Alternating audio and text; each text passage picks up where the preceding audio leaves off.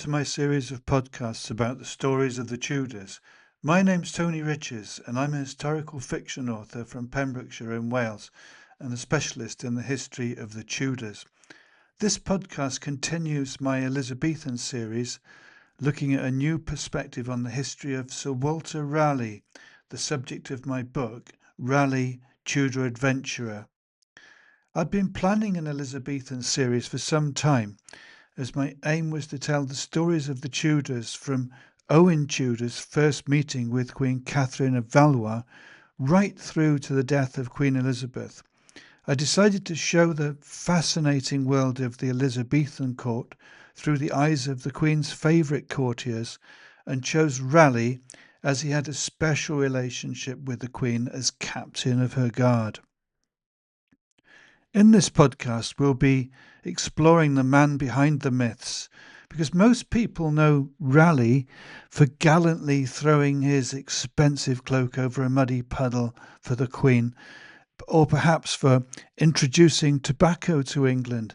But my research suggests that the cloak story is almost certainly a myth put around by Raleigh's enemies to make him look silly, and Raleigh's life was actually a chaotic roller coaster of brilliant highs and disastrous lows. To understand Walter, you have to understand his background. He was born around 1554 in Devon to a respectable but quite middle-class family.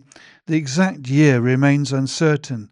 He didn't have an inheritance or a title, but he did have a kind of natural charm, and was tall, dark and handsome with a sharp wit, and was driven by ambition to make a name for himself.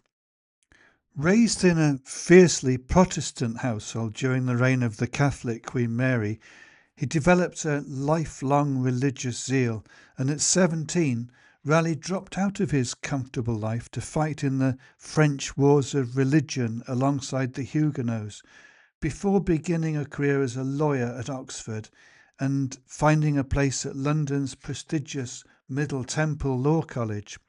But it seems he was a chaotic student at best, and he abandoned university without qualifying to sail away with his half-brother, the explorer Sir Humphrey Gilbert. In 1578, Raleigh was rewarded with command of his first ship, the Falcon, and although storms ruined the mission, Raleigh turned it into a successful pirating venture. What makes his rise so fascinating is how he managed to overcome his criminal reputation to become one of the great men of the Elizabethan court. Despite his rough edges and Devonshire accent, which the snobbish London elite mocked behind his back, he had a natural charm which usually got him out of trouble. Because Raleigh was a notorious brawler, and the London Watch records show he was arrested and thrown into the grim Fleet prison for 6 days in February 1580, and he was sent back there by the Privy Council following a violent duel with Sir Thomas Perrot, and returned another time accused of assaulting the city watchman with the Elizabethan police. It was actually, my research revealed that it was actually his servants that assaulted the city watchman, but Raleigh ended up taking the blame for it. Raleigh's big break came when he was serving as a soldier in Ireland, and he was sent to court to deliver dispatches about military actions there. Instead of handing over the paperwork like he was supposed to, the young Raleigh broke protocol and gave a passionate, opinionated speech directly to Queen Elizabeth on how to run her military strategy in Ireland. The Queen must have been a bit bemused, but was apparently captivated by his audacity and his tall stature and the twinkle in his dark eyes. Raleigh was definitely flamboyant, and he wore fashionable clothes with pearl earrings, and Queen Elizabeth enjoyed the attention of handsome, intelligent men like Raleigh and gifted him with monopolies on wine and lucrative positions. She knighted Walter Raleigh in 1585 in recognition of his service at court, and his efforts to expand the Protestant church in Ireland. Raleigh wanted more, though. He wanted an empire, and he funded risky expeditions to Roanoke Island in modern-day North Carolina to establish England's first American colony. The initial military outpost failed due to harsh conditions and conflict with the indigenous people. Raleigh himself never set foot in North America. He was too valuable to the Queen, and she wouldn't let her favourite courtier leave the country. The government of the colony, John White, named his granddaughter Virginia. A second attempt in 1587 found that the colony had vanished mysteriously, and the only clues left at the abandoned Roanoke post were the words Croatoan carved into a wooden palisade and the letters CRO carved into a nearby tree. Governor John White found these carvings after returning from England, indicating that the colonists had probably relocated to nearby Croatoan Island. Raleigh spent a fortune sending search parties to find out what happened to little Virginia and all the others, partly, I think, out of guilt and partly to protect his royal charter. He commissioned a magnificent galleon, the Ark Raleigh, but Queen Elizabeth bought the ship from him in 1587 and renamed it the Ark Royal, which ultimately served as her flagship for the Lord High Admiral Lord Howard of Effingham during the battle with the Spanish Armada in 1588.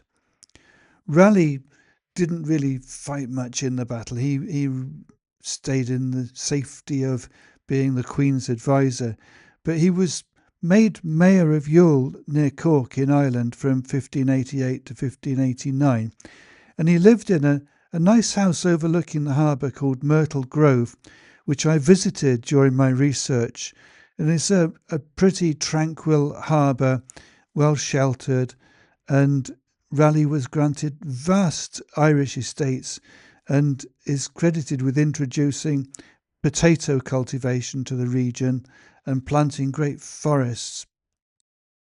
Being the Queen's favourite was a dangerous game, though, and when he returned, he was well aware that Elizabeth demanded total devotion from her courtiers. But Raleigh fell in love with Bess Throckmorton, one of the Queen's senior ladies in waiting and a close confidant of the Queen. And knowing the Queen could refuse permission even if they asked, they married in secret in 1591. Bess became pregnant, gave birth in secret, and somehow managed to return to court as if nothing had happened. But you can't keep a secret like that in a royal court for long. There were jealousies, and it was only a matter of time before Elizabeth found out, and she threw both Raleigh and poor Bess into the Tower of London.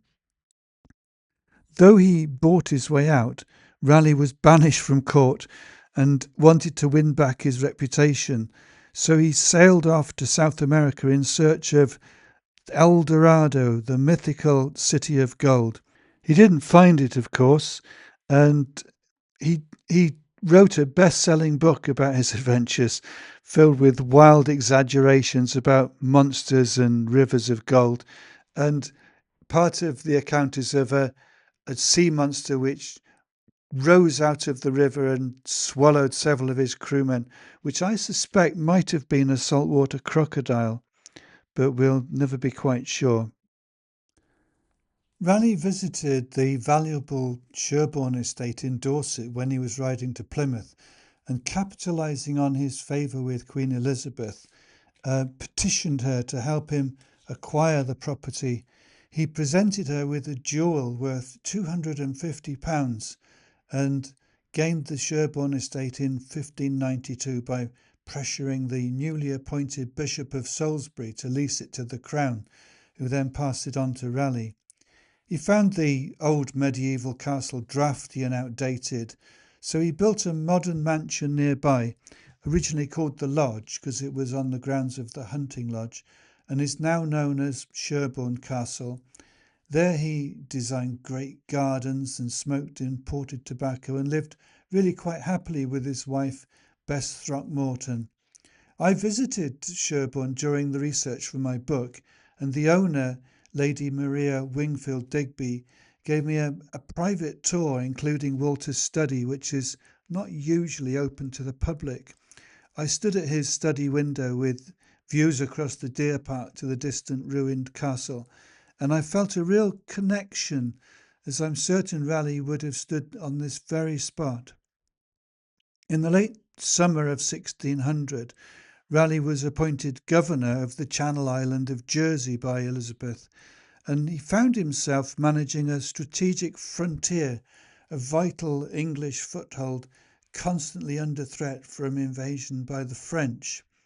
Rather than treating the post as a source of income, Raleigh engaged with the island's governance and oversaw the completion of a new fortress guarding the approach to St Helier, naming it Elizabeth Castle in honour of the Queen. During his 3 years there, Raleigh restructured the island's militia.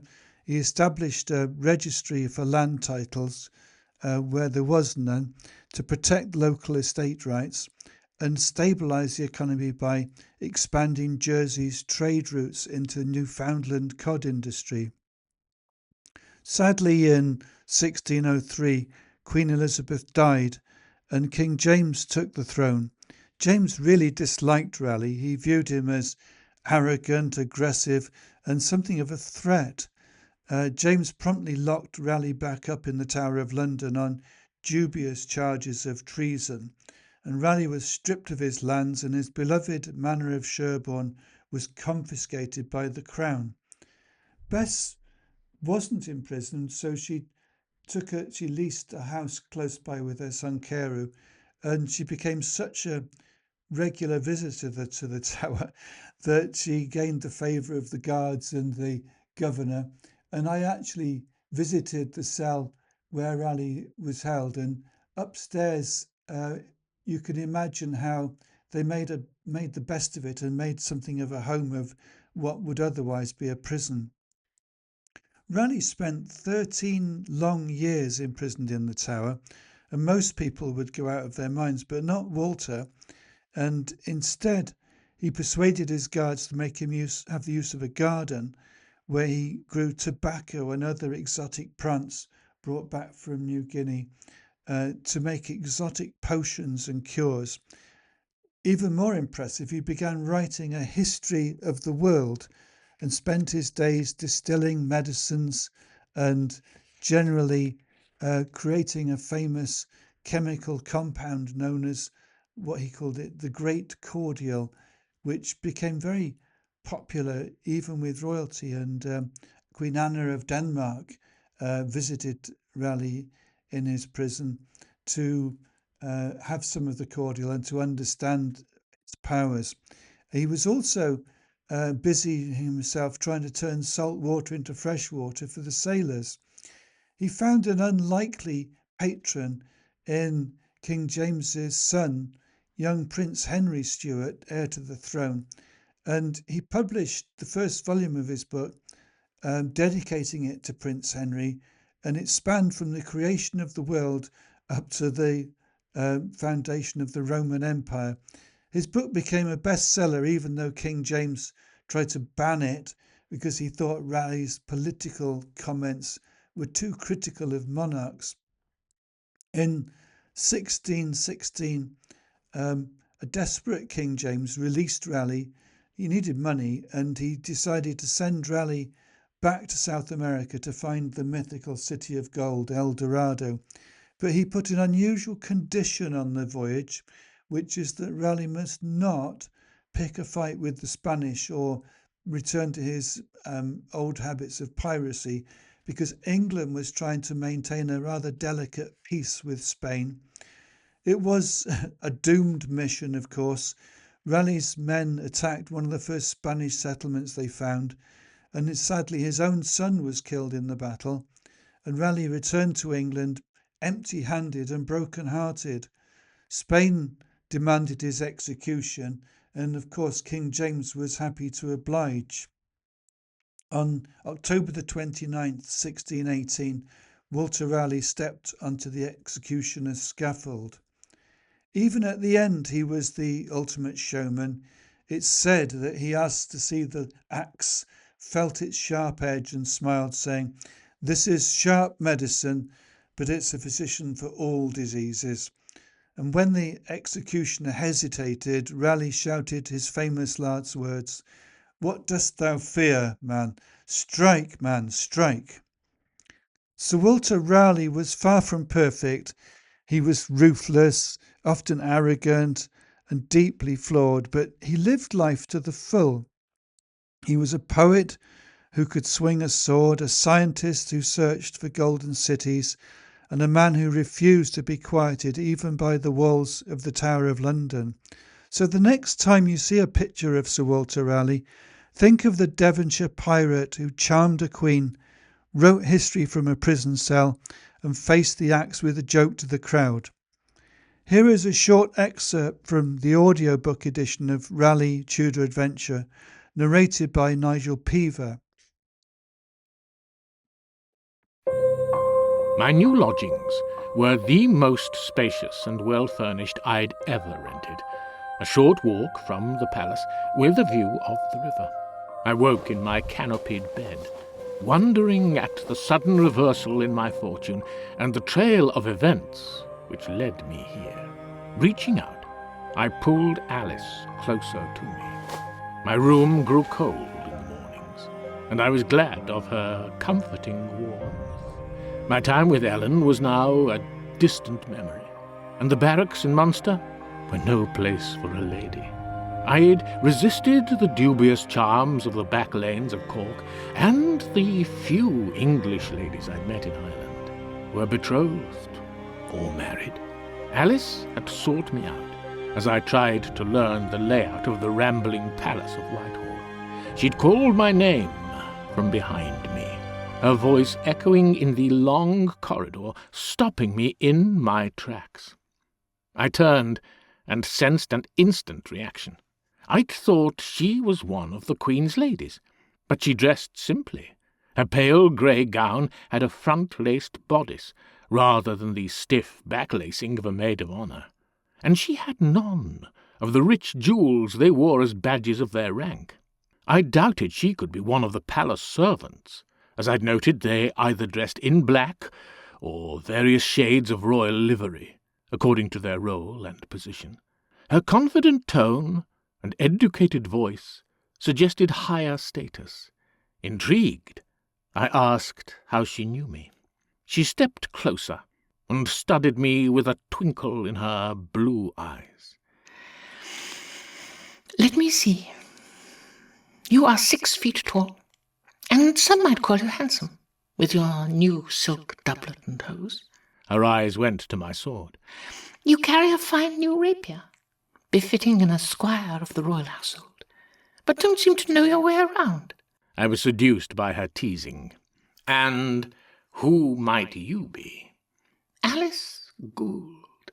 Her eyes shone as she stepped closer to me, her voice softer now. I've been hoping to see you, Captain. I hope you might know my father, Justice James Gould, the second justice in Munster. I've heard the Provost Marshal speak of him, but we've never met. I didn't want her to go. What do you do here in the palace? Apart from waiting in corridors for soldiers. She laughed. I work as a clerk in the household of Sir Christopher Hatton. I only make sure he has the right papers to sign, but if I'd been born a man, I would be a lawyer, or perhaps a soldier, like you, Captain. She didn't seem in any hurry to go. My father tells me nothing about Ireland in his letters. She raised her eyebrows. He believes his silence stops me worrying. A thought occurred to me. I can tell you about life in Munster, and in return, you could help me understand life in royal palaces.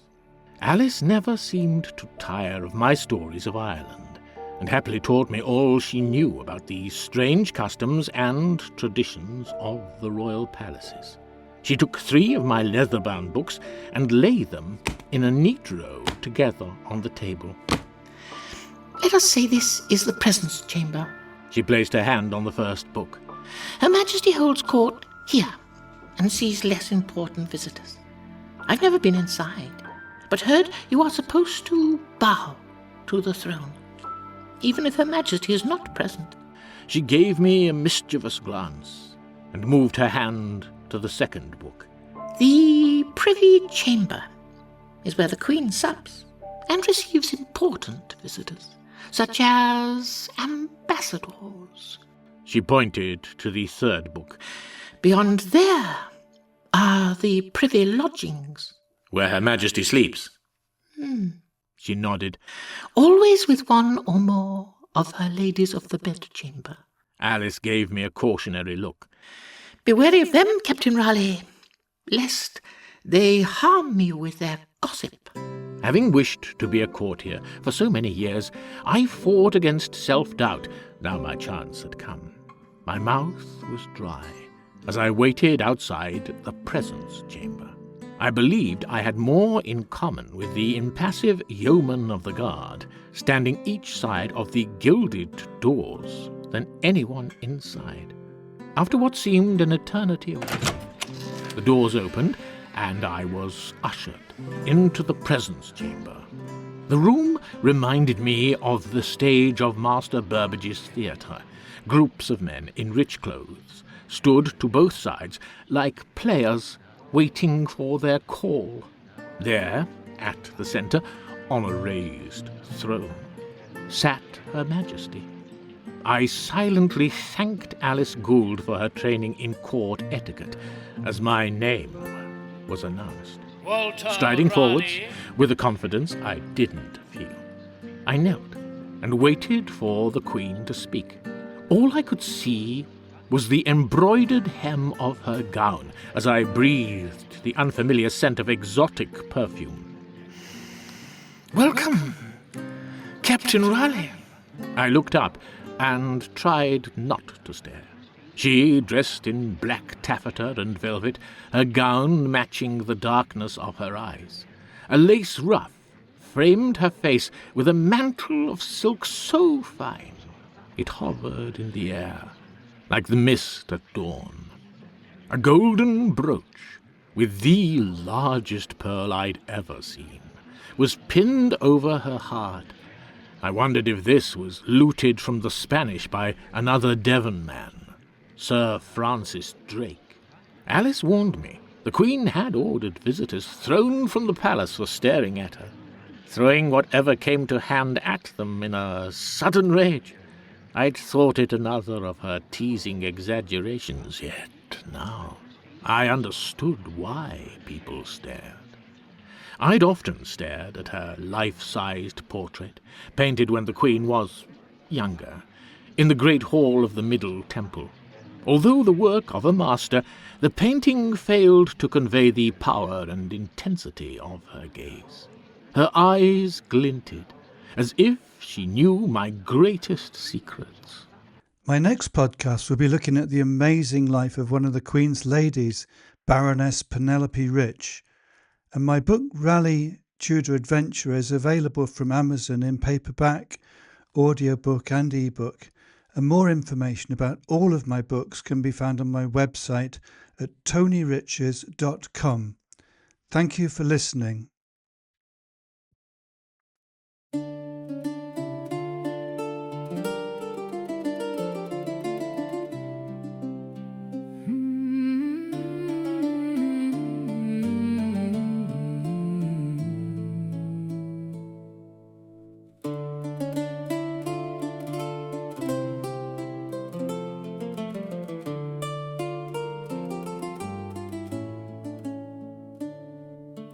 Born in Devon mud, under Protestant skies, Walter took the road with a fire in his eyes.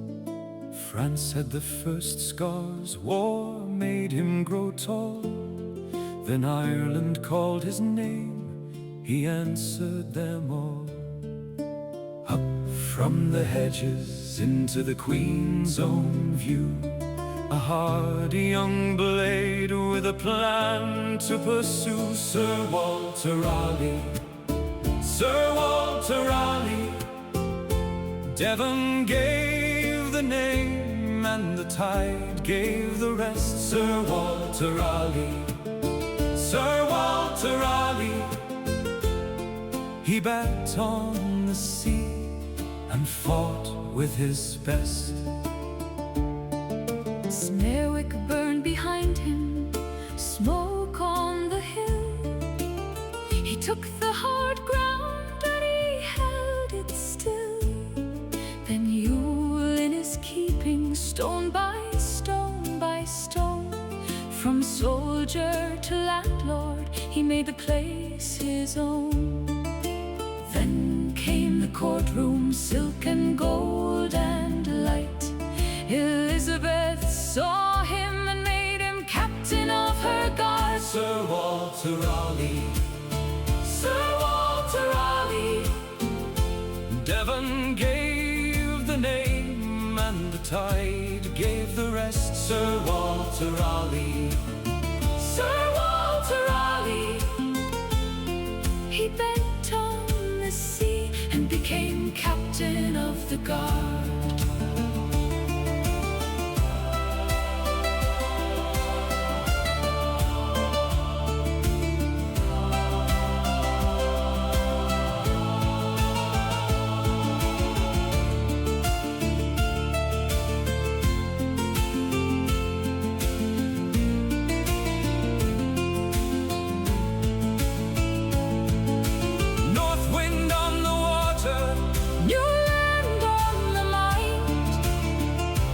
chased a dream with the old world behind.